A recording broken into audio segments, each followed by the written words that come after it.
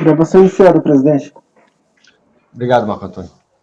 Bom, retomando os trabalhos, então, do dia 9 de fevereiro de 2021, amanhã, do dia 9 de fevereiro, passemos a apreciação do item 108, conselheiro Cláudio Camerano, recorrente do Jardim Escola Comecinho de Vida Limitada. Com a palavra, o relator.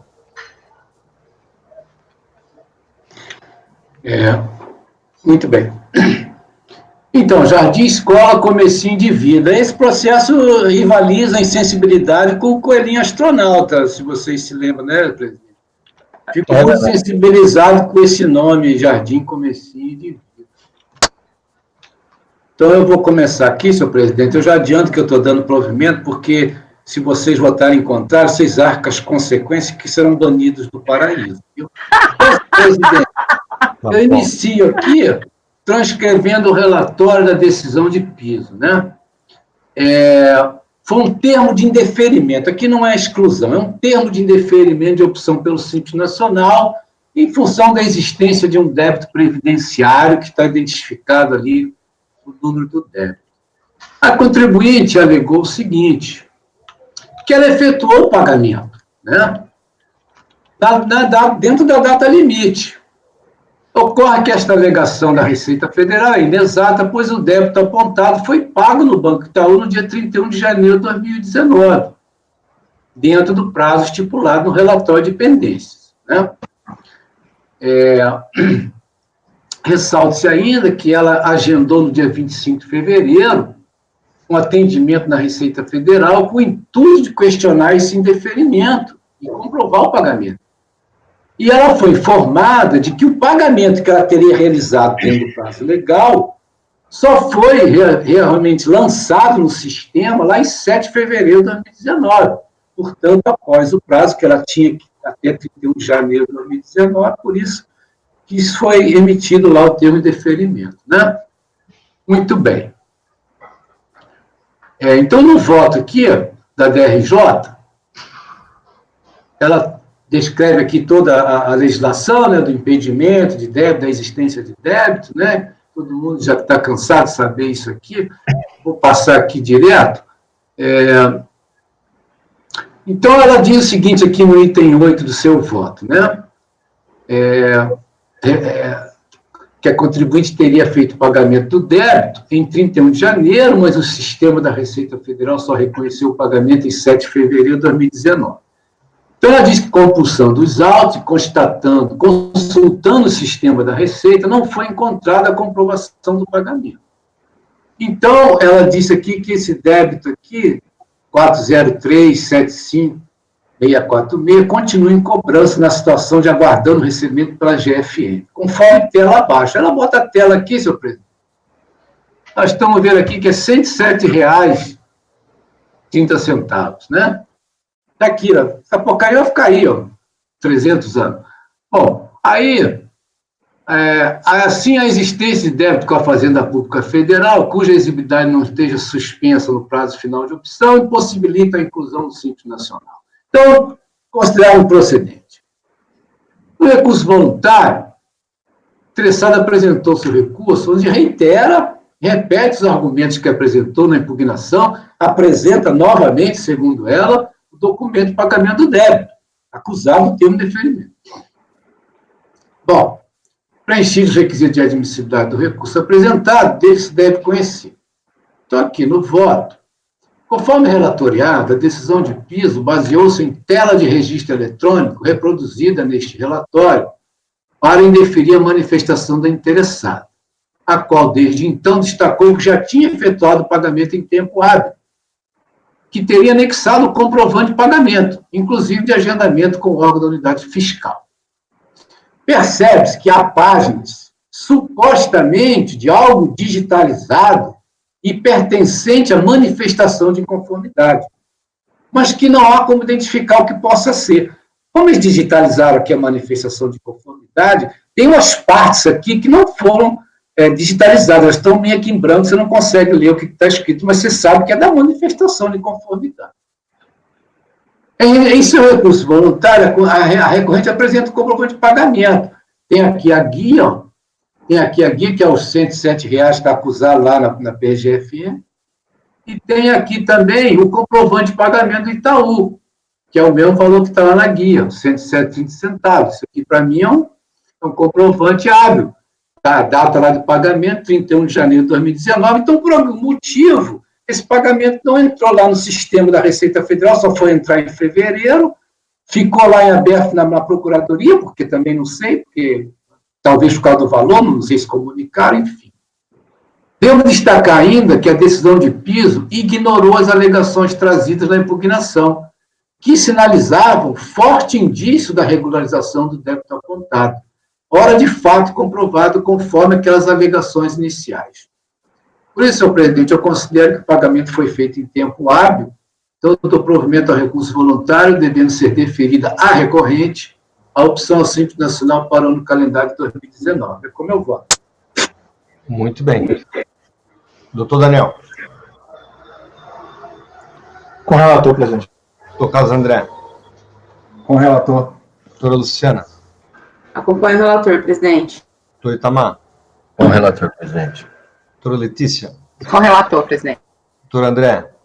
Com o relator.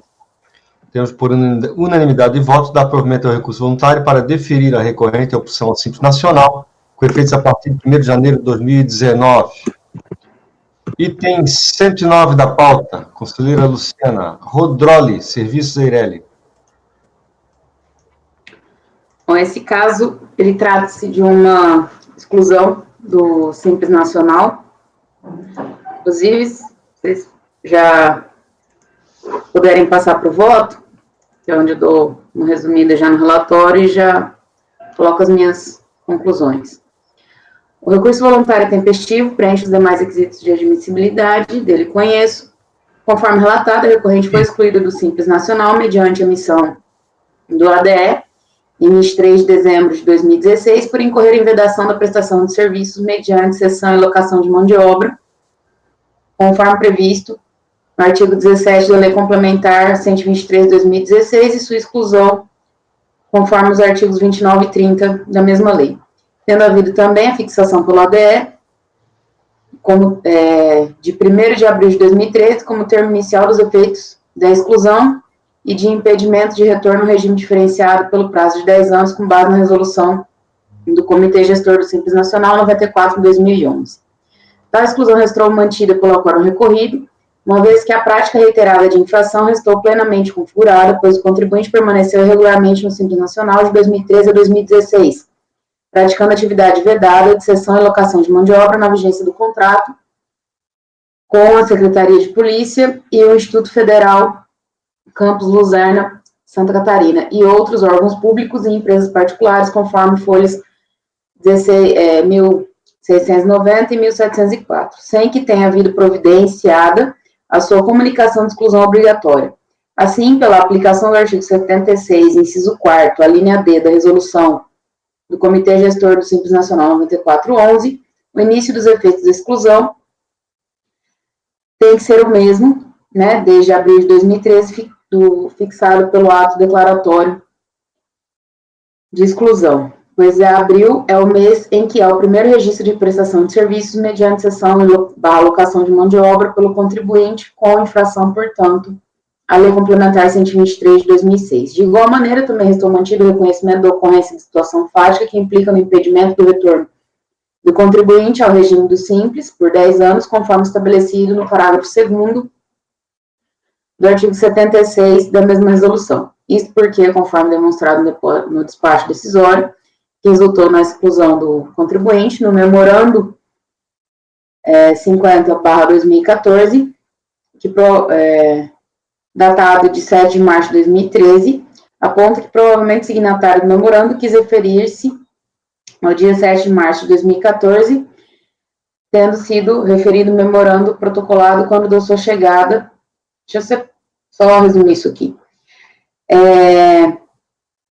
Ou seja, nessas datas, já desde março de 2014, né, há prova, no sentido de que a Rodroli deveria, né, de acordo com o referido edital, ao qual ela participava do certame de prestação de serviço, ter solicitado a exclusão do Simples Nacional, de modo que ela não fez em relação a esse contrato com a Secretaria de de Polícia. Da mesma maneira, ela agiu em relação ao Instituto de Educação.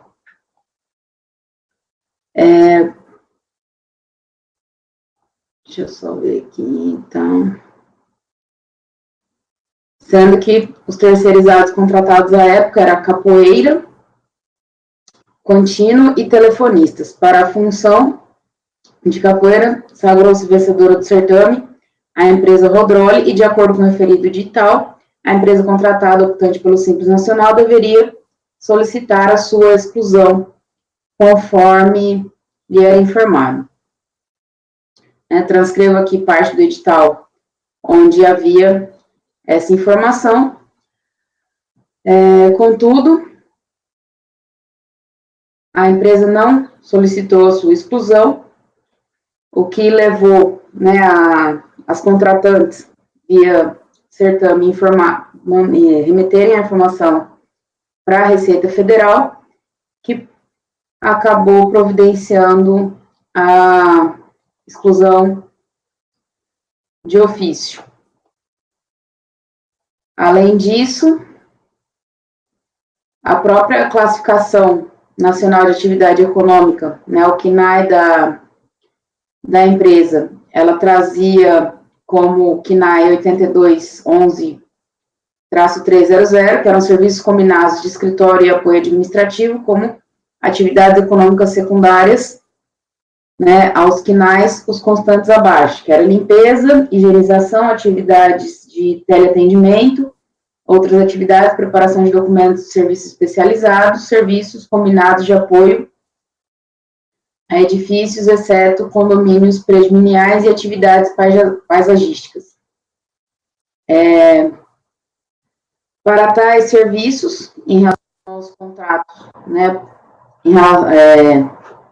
firmados aqui junto à Secretaria de Polícia e o Instituto Educacional, haveria necessidade de alteração no próprio cadastro da empresa para a inclusão de novo CNAE, que era a prestação de serviços com cessão e locação de mão de obra, que era aquilo que era objeto dos contratos e que a empresa acabou também não efetivando.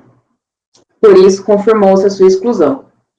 Em sede de recurso voluntário, no que diz respeito ao seu pleito pela permanência no regime do Simples Nacional, a recorrente repete os mesmos argumentos que já haviam sido objeto de manifestação de inconformidade, quais sejam que, em relação aos contratos firmados por meio de pregão eletrônico, sempre prestou serviços com responsabilidade e presteza, atendendo da melhor forma possível os contratos firmados com a administração, sendo a decisão pela sua exclusão deveras desproporcional, pois inexistiam danos à administração pública, ou seja, ela não adentra, né, ao mérito, até porque, conforme evidenciado nos contratos aqui, e pelo próprio CNPJ da empresa e o CNAE registrado, ela efetivamente incorria na vedação à sua permanência no regime do Simples Nacional. Ainda quanto ao regime do Simples Nacional, informou que sua opção em março de 2014, com aplicação a partir de 1º de janeiro de 2015, tendo comprovado que em 25 de janeiro de 2015 estava no regime e que eventual mudança somente poderia ocorrer a partir de 1º de janeiro de 2016. Isso aqui é decorrente justamente do fato dela não ter promovido as alterações. Como tais questões já foram bem enfrentadas pela decisão de origem, em homenagem ao trabalho lá realizado, transcrevo os seguintes trechos. Assim, tanto por ter deixado de providenciar a sua exclusão do Simples Nacional a partir do mês seguinte à assinatura do contrato com a Secretaria de Polícia, ocorrida em 22 de novembro de 2013, quando sabia estar obrigado a fazê-lo, conforme itens do edital, e por ter realizado a operação atípica de exclusão e nova inclusão do Simples Nacional, que não retirou um dia sequer do Simples, e por outro lado, manteve indevidamente prestando serviço de capoeiragem mediante cessão e locação de mão de obra ao Instituto Educacional, atividade vedada à empresa optante do Simples Nacional, e como por ter informado no cadastro do CNPJ da empresa, no Sistema Informatizado da Receita Federal do Brasil, que na principal, que não correspondia com fidelidade aos objetos contratados de prestação de serviço, principalmente com a Secretaria de Polícia e o Instituto Educacional, já que a automática informação correta implicaria na sua exclusão do Simples, considerou-se correto o enquadramento do contribuinte pela fiscalização no parágrafo 2º do artigo 76 da Resolução do Comitê Gestor do Simples Nacional 94/2011, que estabelece impedimento para nova opção ao Simples Nacional pelo prazo de 10 anos. Diante dessas razões, por não ter a recorrente trazido quaisquer elementos novos ou argumentos tais para elidir os fundamentos da decisão de origem ou amparar o seu direito, não verifica-se qualquer correção a ser feita no procedimento de exclusão promovido pela autoridade fiscal. Quanto ao pedido subsidiário da recorrente para que, em caso de aplicação de penalidade, fosse considerado o artigo 87 da Lei 866 de 93, não verifico possível no presente caso. Isto porque o artigo 87 da Lei 8666/93 diz respeito à aplicação de sanções quando ocorrer inexecução total ou parcial do contrato celebrado junto à administração, o que não é o caso dos autos. Transcrevo aqui o artigo apenas para ilustrar. Ou seja, né, que ele trata justamente de sanções pela inexecução do contrato. Ela defende que cumpriu com o contrato. Ninguém está dizendo que ela não cumpriu o contrato. Né? Aqui, no caso, é só se está justificando que a atividade lá contratada a impedia de permanência no regime do Simples. Ou seja, o conteúdo do artigo 87 da Lei 8666/93 é totalmente estranho ao fundamento que justifica a emissão do ODE. A vedação da prestação de serviços mediante cessão/alocação de mão de obra está prevista no artigo 17 da Lei Complementar 126/2006 e sua exclusão nos artigos 29 e 30, os quais transcrevo. Bem, como dá acertada a fixação pela ODE como termo inicial dos efeitos da exclusão e de impedimento e de retorno ao regime diferenciado pelo prazo de 10 anos com base na resolução do Comitê Gestor do Simples Nacional 94/2011, qual também transcrevo aqui. Assim sendo, a falta de melhores elementos para acolher as alegações do contribuinte mantém a decisão recorrida por seus próprios e acertados fundamentos e voto no sentido de negar provimento ao recurso voluntário. Muito bem. Alguém tem alguma dúvida? Tirar com a conselheira? Passamos a votação, então, doutor Camirano. De fato, realmente esse prazo de 10 anos raramente nós temos visto os processos aqui, mas realmente aqui, para mim, ficou muito claro que houve um ardil mesmo, perpetrado pela recorrente, e o efeito, então, passou de 3 anos para 10. Está correto. Eu acompanho o voto da relatora, presidente. Muito bem. Doutor Daniel. Com a relatora, presidente. Doutor Carlos André. Acompanha a relatora. Doutor Itamar. Com a relatora, presidente. Doutora Letícia. Com a relatora, presidente. Doutor André. Com a relatora. Temos, então, por unanimidade de votos, negar provimento ao recurso voluntário. Item 110, conselheiro Camerano. ADS Paisagismo Limitada. Pois não, vou abrir aqui.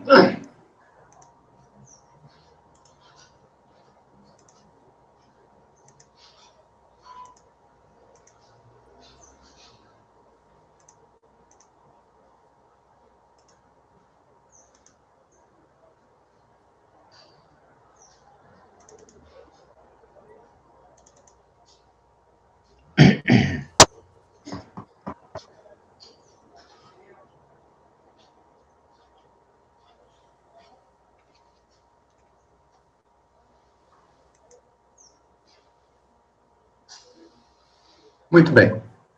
Então, eu transcrevo aqui o relatório voto a decisão de piso, acordo da DRJ de Porto Alegre, uma sessão realizada em 2019, né?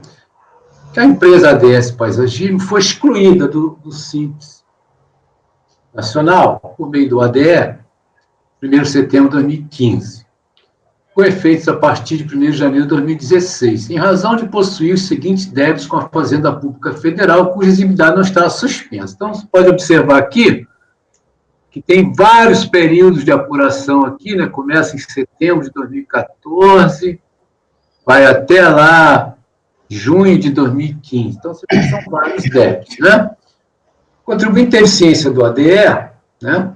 E apresentou tempestivamente sua manifestação. Fez um relato das dificuldades que passa, né? Sustenta que a exclusão das empresas por existência de débito é inconstitucional, né? E afirma que ou o contribuinte paga ou parcela o débito ou é excluído, né? Então, que seria uma coação. Aí, no final, requer o provimento da impugnação para que se mantenha no Simples Nacional, tendo em vista a arbitrária, ilegal e inconstitucional medida de exclusão. A DRJ está vinculada à legalidade, né? Transcreve aqui o artigo da lei complementar, onde tem o impedimento de ficar no sítio com a existência de débito e exigibilidade não suspensa, né?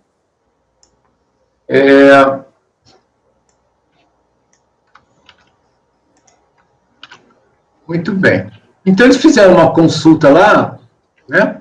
E verificaram que, após o término lá do prazo do ADN, que é dado o prazo para regularizar, todos os débitos ainda permanecem exigíveis, né?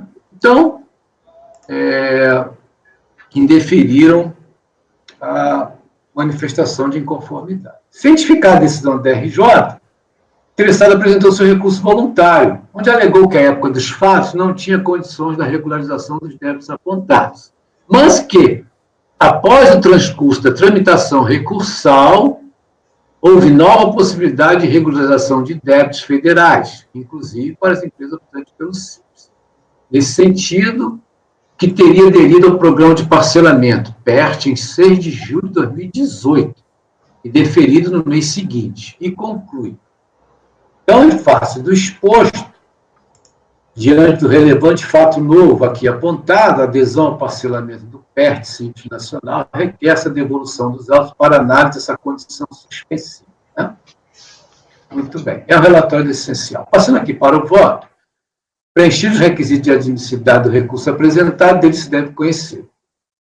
Em seu recurso voluntário, parece crer a recorrente que, apesar de estar suspensos os efeitos do ato de exclusão por força do artigo 151 do CTN, entende que uma eventual liquidação dos débitos antes do término do litígio na esfera administrativa a livraria da exclusão deste regime simplificado de pagamentos, conforme estabeleceu o ADE de setembro de 2015. Esta conclusão é equivocada. Enquanto se discute a sua situação administrativamente, né? Enquanto se discute a sua situação administrativamente, encontra-se suspenso os efeitos da exclusão do ADE, por conta da previsão legal do Decreto 70.235/72, amparado no artigo 151, inciso 3º do CTN. Agora, conforme evidenciado nos autos, a recorrente tinha um prazo para a regularização dos seus débitos apontados no ADE. Este prazo foi definido na Lei Complementar 123 de 2006, conforme está lá mencionado no ADE. Reproduz a conclusão da decisão de piso que acato. Então, ela repete aqui o artigo 17, inciso 5º, né? O artigo 4º do ADE dispõe sobre o prazo para a regularização das pendências. Está aqui. Tornar-se-á sem efeito a exclusão, caso a totalidade dos débitos da pessoa jurídica seja regularizada no prazo de 30 dias, contado da ciência do ADE, né? Então, o interesse, ela fez lá um parcelamento 2, 3 anos, 5 anos depois. Naquele momento, ela não tinha regularização dos débitos. Portanto, diferentemente, do alegado em seu recurso, mesmo que venha recolher parcelado ou tenha recolhido parcelados referidos débitos em prazo superior ao demandado nas regras do Simples Nacional, tal providência, em regra, não livraria a recorrência da exclusão desse sistema nos termos em que é assinalado no ADE. Por isso, senhor presidente, esse é o voto para negar provimento ao recurso voluntário. Muito bem. Doutor Daniel. Relator, presidente. Doutor Carlos.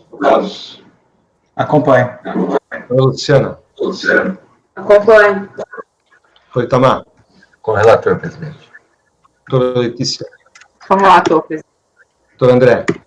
Também com o relator, presidente. Temos, então, por unanimidade de votos, negar provimento ao recurso voluntário. Item 111, conselheiro André Severo Chaves, Eldorado Estruturas Metálicas Limitada. Bom, o voto já encontra-se na pasta T.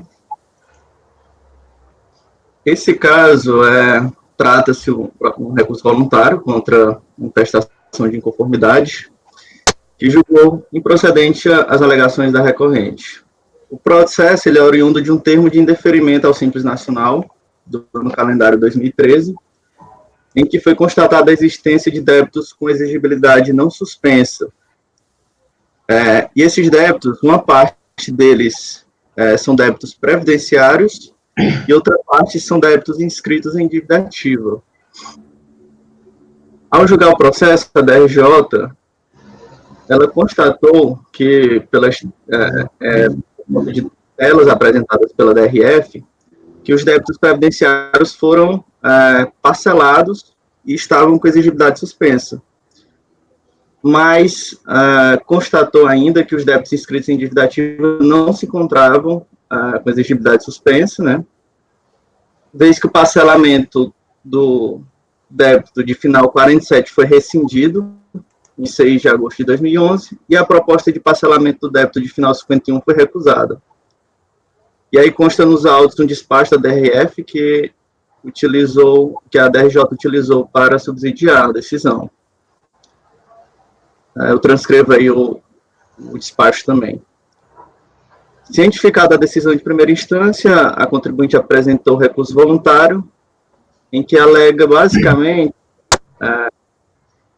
que requereu os parcelamentos dos dois débitos em litígio, que a respeito do débito de final 47 foi paga a primeira parcela no prazo, no valor de R$ 2.067,75, e que também no processo de final 51 também foi paga a parcela no prazo do dia 28/12. Só que ambos os pagamentos dos DAFs, eles foram feitos com o código de referência errado. Então, a contribuinte, posteriormente, fez o REDAF e protocolou. E, ao final, rebate os argumentos da DRJ no seguinte: são escassas ao extremo as afirmações acima contidas em vício de erro de análise. Se fizermos cortes quanto ao informado acima, podemos demonstrar através de vários questionamentos que não se pode prosperar tal indeferimento.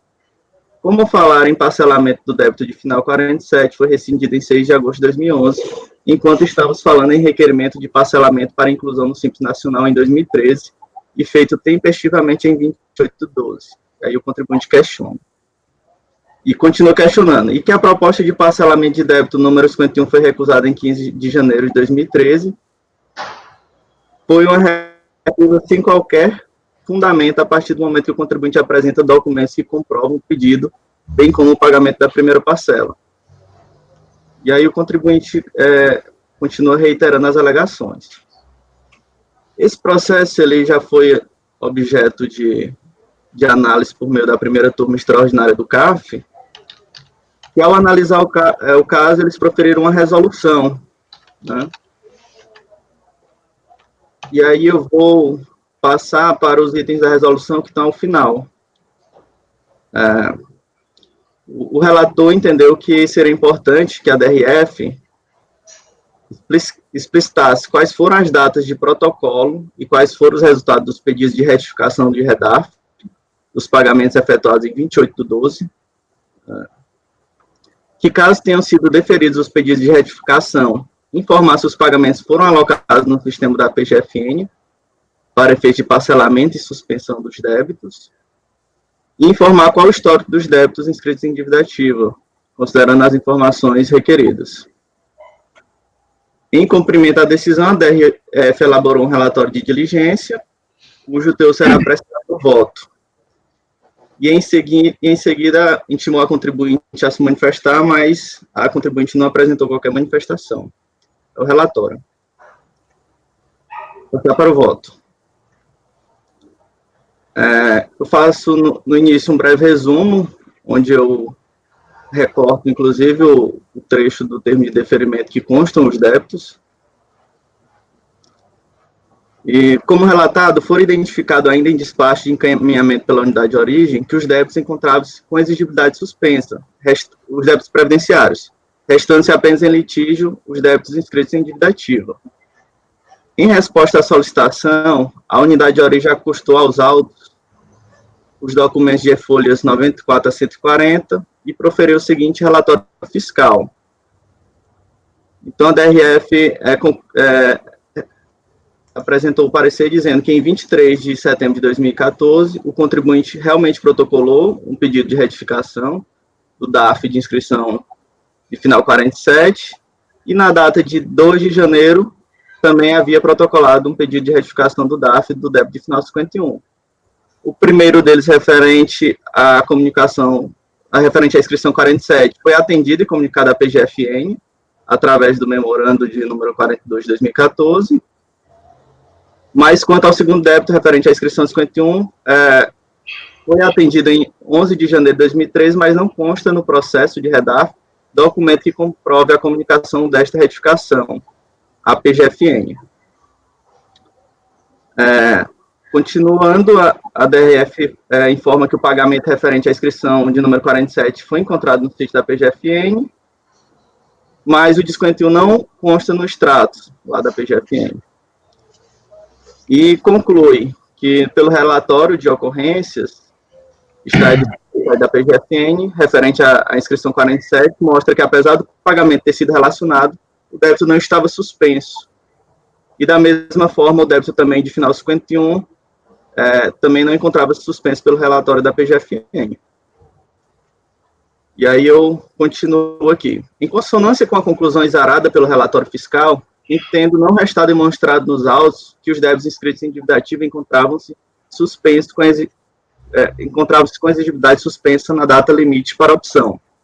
Todo o embrólio deste processo for ocasionado por culpa exclusiva da própria contribuinte, que se equivocou no preenchimento dos DARFs, o que gerou o indeferimento do parcelamento do débito de final 51 na data de 15 de janeiro de 2013, próxima data limite. E aí eu recorto parte do relatório da PGFN, que demonstra que o parcelamento não foi aceito. Já quanto ao débito de final 47, não consta no relatório da PGFN qualquer deferimento de parcelamento, mas apenas a recepção do pagamento do DARF. E aí eu também recorto a parte do relatório. Constata-se, portanto, que a retificação do DARF teve apenas o condão de abater os débitos, mas de não suspender a exigibilidade, já que os parcelamentos não foram deferidos ou restabelecidos.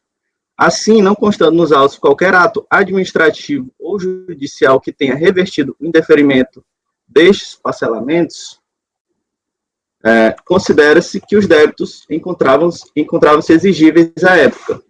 Dessa forma, mantenho incólume a decisão de primeira instância. Então, nesse sentido, eu voto por negar provimento, presidente. Sim.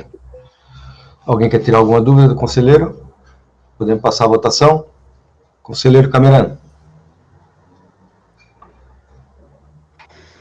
Não houve, assim, problema de indeferimento de parcelamento, porque quando ele foi pagar a primeira parcela, sei lá, ele errou o código do DARF. Isso não ocorreu, não, né? Porque foram tantas inscrições aqui. Não ocorreu nada semelhante com isso, não. O que aconteceu foi o seguinte, ele realmente requereu o parcelamento e pagou as primeiras parcelas, mas pagou nos DARFs errados e ele não conseguiu... Código errado. Código? No código código de referência errado. E aí, por conta disso, os parcelamentos não foram deferidos e ele não conseguiu reverter isso junto à administração. Então, para todos os efeitos, eu entendo que esses débitos não foram suspensos. Tudo bem, mas porque só queria confirmar isso, porque quando ele foi intimado dos débitos, né, ele foi lá e fez pedido de parcelamento, não é isso? Não, foi antes. Foi antes? Tá, Foi antes. foi até antes do indeferimento, é isso? Isso, foi antes do indeferimento. Só que ele achou que tivesse regularizado porque ele fez o pedido, só que estava com o DARF errado, é isso? Isso. Aí ele descobriu que, quando ele recebeu lá o indeferimento da opção, né, ele verificou que tinha colocado os DARFs erradamente, é isso? Isso. Mas um dos parcelamentos foi, inclusive, indeferido antes do prazo final de opção. Um foi indeferido antes. Isso. Aí ficou em aberto. Ficou em aberto. Mas por então, conta desse código errado, desculpa, Camerano, só para auxiliar aqui na dúvida de tudo. Sim. Assim, a gente não tem como... Eu não tive como ter certeza se foi por conta do código errado. Eu acredito que sim, mas só consta lá no trato da PGFN que foi indeferido. Eu estou perguntando isso, o conselheiro André, porque nós temos aqui na nossa turma, prestando atenção no ânimos do contribuinte em regularizar a situação dentro do prazo hábil, né? E por algum motivo alheio à vontade dele, um erro excusável, né? Um erro dessa natureza, que ele errou o código do DARF, mas isso não prejudicou a intenção dele regularizar. Ele pagou o débito, só que ele botou o DARF errado. Você está entendendo? Por isso que eu te fiz essa pergunta. Mas você me disse que tem outros parcelamentos que não tem esse tipo de problema, aí...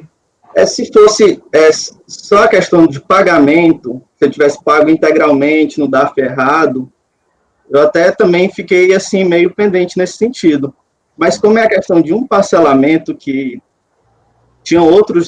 iam ficar outras parcelas em aberto, e esse parcelamento não chegou a ser deferido, e o contribuinte ele não conseguiu reverter junto à administração pública esse parcelamento, aí eu acabei adotando essa linha.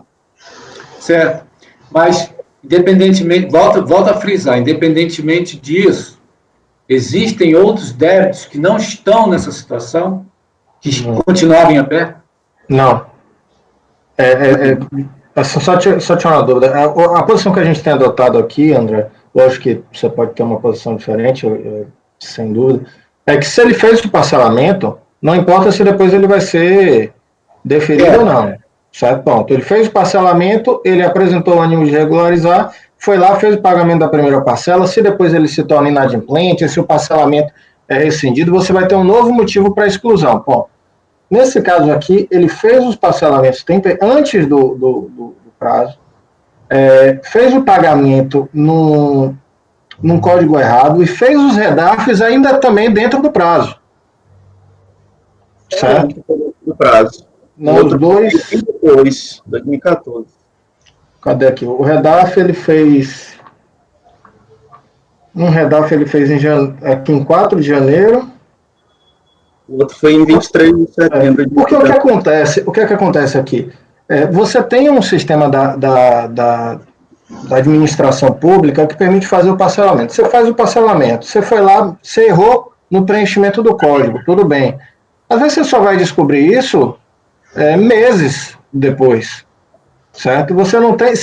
Qual seria o correto? Você fez lá, você emitiu, o DARF já emitido pelo próprio sistema, você faz o recolhimento, não tem dúvida nenhuma. Mas a gente fica nessa lógica de imputar ao contribuinte essas obrigações, e esses erros, essas falhas de código podem acontecer logicamente. E aí, quando você vem uma decisão dizendo, o código você pagou errado, já passou o prazo. A questão, realmente, o importante é a gente verificar o ânimos. Ele teve o ânimo de regularizar, ele foi lá, fez o recolhimento, tá? Pelo menos esse é o meu ponto de vista aqui em relação a esse ponto. Além disso, o débito exigido lá, o débito impeditivo, é aquele débito que foi objeto de parcelamento? Essa também é a questão importante, né? Me parece que sim, que o débito objeto de parcelamento... Dois débitos foram requeridos do parcelamento. Que eram os débitos impeditivos, né? Isso, exatamente. Isso. São 2 inscrições na dívida ativa, ele pediu o parcelamento das 2 inscrições e errou no recolhimento das 2 inscrições, sendo que ele fez Redarf. Um Redarf aqui ele fez ainda dentro do prazo, o outro que realmente eu não estou conseguindo achar a data, talvez não tenha um Redarf do do outro. O relatório fiscal consta que foi em 23 de setembro de 2014. O outro ele fez em janeiro de 2013 mesmo, ainda dentro do prazo, inclusive, o REDAF. Que esse ele identificou o outro não identificou. Letícia, queria falar? Queria, presidente, mas eu acho que o doutor Daniel e o doutor Camerano já solucionaram minhas dúvidas. Eu acho que é isso, assim. O parcelamento só foi indeferido porque teve esse problema no código, né? Então, a vontade do contribuinte era de regularizar a sua situação, que foi realizado até antes do prazo para regularização. Eu acho que, nesse caso aqui, acho que seria um erro excusável. Doutor Carlos André. Presidente,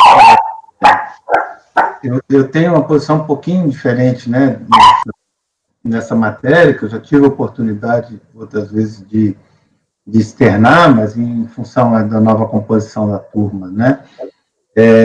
Eu acho relevante essa questão do ânimo do contribuinte, mas eu costumo olhar a questão do erro em relação à atuação da administração, quer dizer, a administração, de alguma maneira, contribuiu para o erro, né? A atuação da administração deixou de ser diligente, deixou de ser clara, transparente, didática, né? De forma a contribuir para o erro do contribuinte.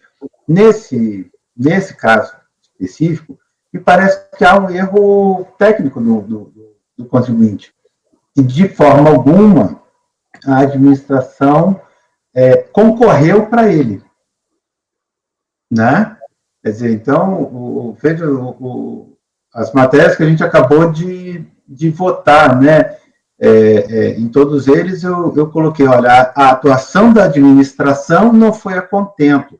A atuação da administração cerceou, ou a atuação, nós já tivemos casos em que a atuação da administração levou ao erro, levou ao entendimento do contribuinte equivocado. Nesse caso, eu não consigo enxergar essa questão. Né? Se eu puder só complementar aí, Carlos, para te ajudar, se eu puder só complementar, o erro do DAF foi ele ter colocado o número do processo ao invés do número da inscrição na dívida ativa. Não foi nem código de receita.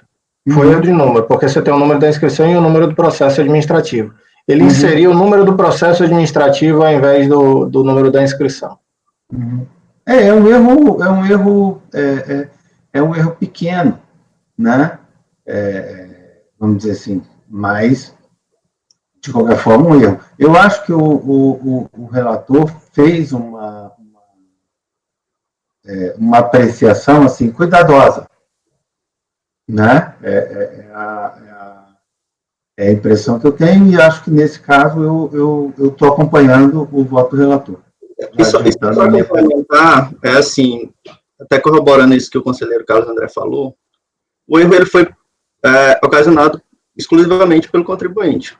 Então, assim, se ele tivesse revertido esse erro junto à administração pública, instaurando um processo, sei lá, na PGFN, para que o parcelamento fosse restabelecido, mostrando que errou o DAF, ou então até mesmo entrasse na justiça para conseguir uma liminar para que esse parcelamento fosse restabelecido, eu acho que geraria consequências aqui para a gente poder entender que esses débitos encontravam-se com a exigibilidade suspensa, mas, assim, como o parcelamento nunca chegou a se consolidar, né, então eu entendi dessa forma. Conselheiro Daniel. A questão aqui, que eu acho que a gente tem que ter cautela, é que é o seguinte: primeiro, essa questão de a administração compartilhou no erro, ajudou teu erro. Na verdade, você já nasce da nossa legislação e nosso sistema tributário. Ele é absolutamente complexo, ele já se impõe a possibilidade de erro a qualquer momento. Aí você tem um perfil de transferir essas obrigações para o contribuinte, de preencher o DARF, etc. Você tem dois números de referência, você tem processo administrativo e você tem o número de inscrição. Você tem um sistema informatizado, mas que em determinados momentos não permitia você imprimir o próprio DARF do parcelamento que você está fazendo ali. Você tem que calcular, você tem que apurar, você tem que fazer a correção, e se tiver errado ainda interfere. E o problema é em que momento ele pode... se ele tivesse agido para corrigir o erro. Eu acho que ele agiu, ele fez o redarf. O problema é saber em que momento ele tem ciência desse erro para poder correr atrás, né, da solução desse erro. Porque ele só vai ter ciência no momento do indeferimento lá na frente. E muitas vezes indefere, ele nem sabe, e aí só quando que ele vai estar tomando ciência disso. Então, em que momento ele vai ter a possibilidade de agir? Eu acho que essa questão do ânimos é muito relevante. O tipo de erro, a gente já teve caso aqui que teve erro realmente no código, caiu para IPI, e a gente, ao invés do num caso simples, né, que não tem nada a ver, casos, inclusive, que a imputação do pagamento, ele acabou não acontecendo, mas tem lá comprovante. Então, assim, tem várias situações que independem, ao meu ver, completamente do contribuinte. Eu acho que o próprio sistema, ele já impõe esse tipo de erros excusáveis. Então, quantas vezes você vai ver casos da pessoa confundir número de inscrição com o número de processo administrativo? E qual a lógica? O que é que você está parcelando? Você está parcelando o débito que está naquele processo administrativo. A transferência disso da inscrição para a PGFN é uma norma de administração tributária. O contribuinte do lado de cá, ele tem um processo que está sendo cobrado e chega lá e faz um parcelamento. Agora, porque ele colocou a referência do número do processo administrativo ao invés da inscrição, sendo que essa inscrição está vinculada a esse processo administrativo, me parece realmente um erro excusável, dentro da linha de que a gente vem adotando, de que ele buscou regularizar, ele fez a parte dele nessa regularização. Se depois não foi confirmado, aí você tem um outro motivo para indeferimento. Ele vai indeferir pela rescisão porque o débito ele passa a exigir depois, passa a existir depois. Mas nesse momento, eu pessoalmente, eu já manifesto aqui minha posição de divergir nesse sentido, com toda a vênia ao voto do conselheiro André, que está bem enfrentado dentro da linha que ele defende, está muito bem fundamentado, mas eu discordo realmente. Eu estou dando uma verificada aqui na decisão, talvez você possa me esclarecer. Esse parcelamento, ele foi finalmente regularizado? Teve um deles que foi esse que foi indeferido em janeiro. Em maio ele foi negociado e eu acho que ele foi finalizado, mas se eu não me engano, o outro não. Deixa eu abrir aqui os documentos. Tem um relatório de diligência ali, né, que você coloca ali. O relatório ele não é conclusivo nesse sentido? Não.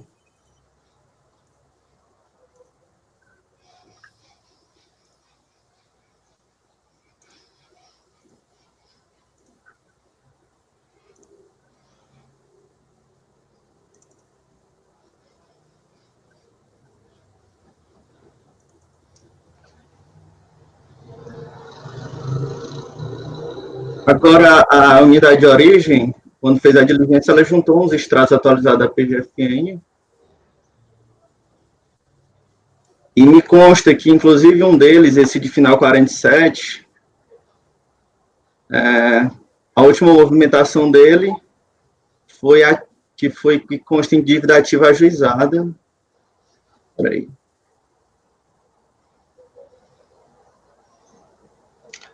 Um dos relatórios ali, o primeiro, diz que em arrecadação 28 de maio de 2013, valor de 517,69, inclusão de pagamento.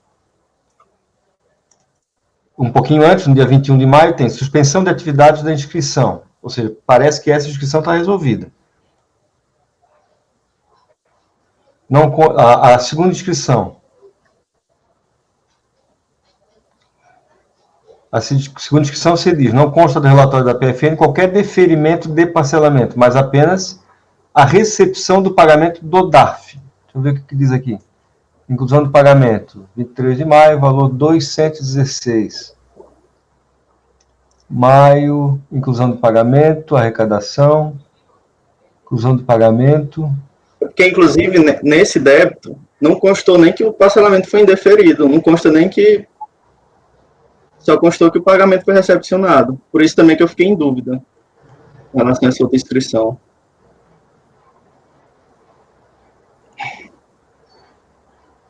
Pois é, me parece aí que mais do que nunca está faltando a informação da própria unidade, porque foi feita a diligência pela DRJ, não foi? Foi pedida a diligência? Foi pedida a diligência? Foi pelo CAF. Ah, foi pelo CAF. Foi pelo CAF. E essa diligência, pelo que eu estou entendendo aqui, ela não foi conclusiva. A diligência ela se baseou exclusivamente no relatório da PGFN, que não consta que o parcelamento foi deferido e que os débitos não estavam com exigibilidades, não estavam com exigibilidades suspensas. Eu achei um pouco, assim, falha a diligência. A diligência foi péssima. A resposta, né? Complicado, né, gente? É complicado. Eu quebrei muita cabeça analisando esses documentos aqui. E, assim, eu até simpatizo com essa tese também do ânimos do contribuinte, enfim. Porque nesse caso aqui eu achei muito, muito complicado. Aqui no limite, deixa eu ver aqui, para que a unidade provisória consulte o sistema, informe, fazendo a postal usada, é o seguinte: quais foram as datas do protocolo e quais foram os resultados do pedido de retificação de DAF? Caso tenham sido deferidos o pedido de retificação, informar se os pagamentos foram alocados no sistema, para efeito de parcelamento e suspensão dos débitos. Quer dizer, a diligência ela foi bem específica, foi pontual, tá? Informar qual é o histórico dos débitos inscritos em dívida ativa, número tal e tal, e considerando as informações requeridas, informar qual é a situação dos mesmos, em relação à data limite para opção. Ou seja, a diligência ela foi bem específica, foi bem objetiva, o pedido de diligência, tá? Me parece, na realidade, que para sanar essas dúvidas que a gente está tendo aqui, esse processo tinha que, na realidade, voltar para a unidade local, para que eles fizessem a diligência da forma como foi requerida. Respondesse a diligência da forma como foi requerida. E, pelo jeito, não foi. Entendeu? De repente, a gente está discutindo uma coisa aqui que a unidade local poderia facilmente ter informado e resolver isso aí. Tá? Ou, como diz outro, diante da inação da unidade local, dá provimento para o recurso. É esse o meu pensamento. Se a gente, que é o CARF, pede as informações, e as informações vêm desse jeito, imagina o coitado do contribuinte, que é do Simples, que não consegue nem descobrir se o débito dele está parcelado ou não, né? Então, assim, eu acho que é mais que é mais um motivo para a gente deferir o recurso, na minha opinião. E aí eu, nesse sentido, até gostaria de ouvir os demais, porque eu não me oponho de forma alguma a alterar meu voto para dar provimento, assim, com essas considerações do ânimos, do pagamento, enfim. Doutor André, eu estou na linha de também dar provimento, porque eu entendo que, nesse caso, ele teve a intenção de regularizar dentro do prazo. Só estou tentando entender a documentação em relação à inscrição, à segunda inscrição, porque a informação fiscal está mal feita, né? E me parece que ele protocolou em 2 de janeiro, né? A segunda inscrição, o final 51, e ele errou, conforme o doutor Daniel disse, ele errou do número do processo para o número da inscrição, ele só não colocou o número do processo certo, né? Então, eu estou tentando entender a documentação, mas a minha linha, eu simpatizo com a tese de que ele tentando adimplir no prazo, porque a resposta à diligência foi simplesmente que até o limite do dia 28, ele não estava com exigibilidade suspensa, não é isso? Isso. Então, essa foi a resposta. Só que eu quero entender, por esse documento, pela sua segunda inscrição, se está regularizado ou não. Pelo que eu estou entendendo, não está regularizado por falta por erro de código, não é? É isso que está acontecendo? se for por erro de código, é recurso. Eu entendo que ele tentou adimplir, está com a regular no prazo, então eu estou na linha que é erro excusável. Da mesma forma... Diga, Luciana. Não, André, até informando, né, eu vou na mesma linha também. O que me chama atenção em relação à segunda inscrição aqui é onde ele diz, né, que não consta no relatório da PGFN, no resultado da diligência, qualquer deferimento de parcelamento, mas apenas recepção de pagamento de DARF, e que esse pagamento de DARF, quando no muito, né, implicaria em redução do valor e não em regularização do parcelamento. Aí, essa não regularização do parcelamento, pelo que eu estou entendendo, seria justamente por conta desse erro de código. Né, como ele não fez a alocação em razão do erro de código, ele não validou o parcelamento, seria isso? Isso. Então, eu também vou nessa linha de confirmar, né, a intenção do contribuinte e reconhecer a possibilidade do erro excusável aqui. Bom, vamos objetivar a coisa para a gente chegar a um denominador comum. Presidente, só um ponto aqui, só para... porque realmente a diligência foi muito mal feita. O que é que ele está dizendo aqui? Ó? Quanto ao primeiro, teve o REDAF, quanto ao segundo, não localizou o REDAF. Só que no recurso, ele junta o REDAF da segunda inscrição, protocolizado em 2 de janeiro de 2013. Um REDAF ele fez em 2 de janeiro de 2013, ou seja, ainda antes do prazo, o outro ele fez em 2014. Esse 2014, a diligência confirmou que realmente foi feita e está alocado o pagamento. Esse segundo, ela simplesmente disse, só não foi localizado o REDAF, mas está o documento protocolado aí, recebido em Governador Valadares, tá, junto ao recurso aí. Então, acho que realmente a diligência foi muito mal feita. Agora, ao meu ver aqui, para mim, já está sanado aqui a situação, porque o fato de não ter regularizado, ou se depois ter inadimplido, ou ter rescindido ou não, isso para mim não importa para fins de regularização, tá, para exclusão. Só acrescentar esse ponto que estava essa informação a respeito desse segundo REDAF que estava truncada aí. Tá, então, doutor André, o senhor retifica o seu voto, é isso? Isso, altero meu voto para dar provimento. Ok. O voto é por dar provimento ao recurso, tá? Doutor Camerano. Então, conselheiro André, voto muito bem articulado, parabéns, e eu voto com o relator após a sua mudança, né, as suas considerações. Aprecio muito essa atitude em se render, assim, achar que realmente você modificou, que você está convicto que realmente houve uma intenção da parte em ter tentado regularizar. Eu admiro muito isso. Eu voto com o relator, presidente. Doutor Daniel. O relator, presidente. Doutor Carlos André. Presidente, eu vou me manter na posição e vou abrir a divergência, porque, no meu entendimento, a questão é ali no momento da regularização da opção, ou seja, os erros que foram cometidos pelo contribuinte tornaram ineficazes os pedidos de parcelamento, né? E por isso eles não regularizaram tempestivamente os débitos. E nesses erros a administração não concorreu para que eles ocorressem. E não me parece que o ânimos, por si só, seja suficiente para considerar regular e deferir o pedido de opção.